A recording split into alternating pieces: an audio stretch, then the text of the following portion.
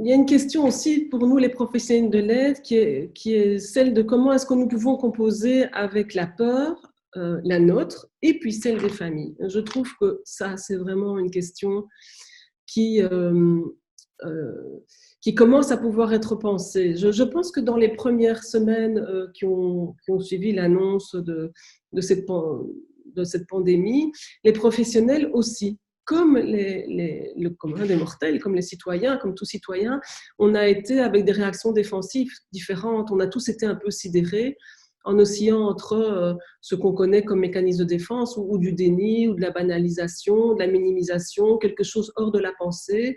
Et on a fini par…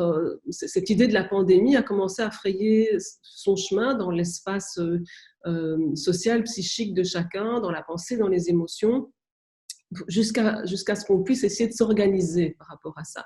Donc je pense que cette annonce a touché aussi bien les professionnels que les familles, que les personnes, aussi bien les aidants que les aidés, aussi bien les soignants que les soignés. Et il a vraiment fallu ouvrir notre espace psychique dans l'espace privé de nos vies pour pouvoir se situer par rapport à ça et composer avec cette peur.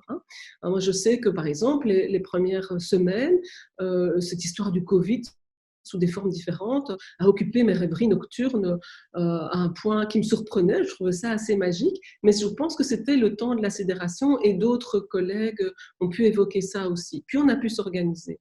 Alors on s'est organisé différemment. Donc on a vu des professionnels animés par cette peur, mais peut-être parce qu'ils avaient aussi des jeunes enfants. Ils devaient s'organiser. Il n'y avait plus de crèche, il n'y avait plus d'école, il y avait un risque de contamination.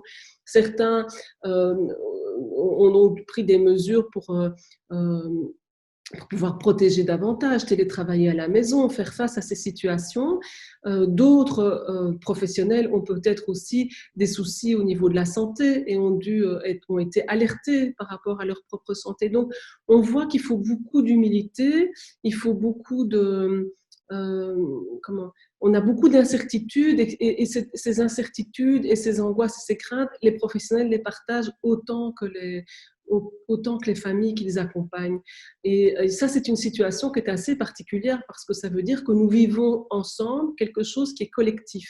Et nous devons nous situer par rapport à ça, dans un premier temps qui est un temps de sidération, dans un deuxième temps qui est un temps d'organisation, et puis il y aura un autre temps qui sera un temps où on pourra seulement, je pense, métaboliser tout ça, en parler avec les effets que ça aura eu sur les pratiques, et où nous serons aussi plus loin. Donc il faut… cette situation que certains l'appellent inédite, elle n'est pas inédite, mais elle est extraordinaire, c'est-à-dire qu'elle sort de l'ordinaire, elle nous touche aussi, il faut que nous puissions la regarder dans nos propres vies. Il y a un exemple que je donne, c'est celui des professionnels qui sont par exemple eux-mêmes des parents et des grands-parents. Alors les grands-parents, on dit des choses terribles puisqu'on dit que les petits-enfants peuvent leur apporter la maladie, peuvent être des vecteurs de maladie. Donc on a soutenu au niveau social que ces grands-parents n'aient plus de contact avec les petits-enfants. On sait que les grands-parents sont des ressources importantes pour les familles, pour les jeunes familles. Et on a des grands-parents qui sont aussi des professionnels, dont des professionnels me disent c'est quand même incroyable, moi je continue d'aller au front et je continue parce que j'y crois, parce que c'est mon terreau professionnel, parce que je ne peux pas abandonner les familles. Je continue d'aller masquer parfois, in vivo, accompagner des familles avec des tout jeunes enfants, des bébés. Je continue de les accompagner par vidéo avec des moyens du bord. Et en même temps, je ne sais pas pour combien de temps, je ne vais pas pouvoir accueillir, recevoir mes petits-enfants, être en contact avec eux.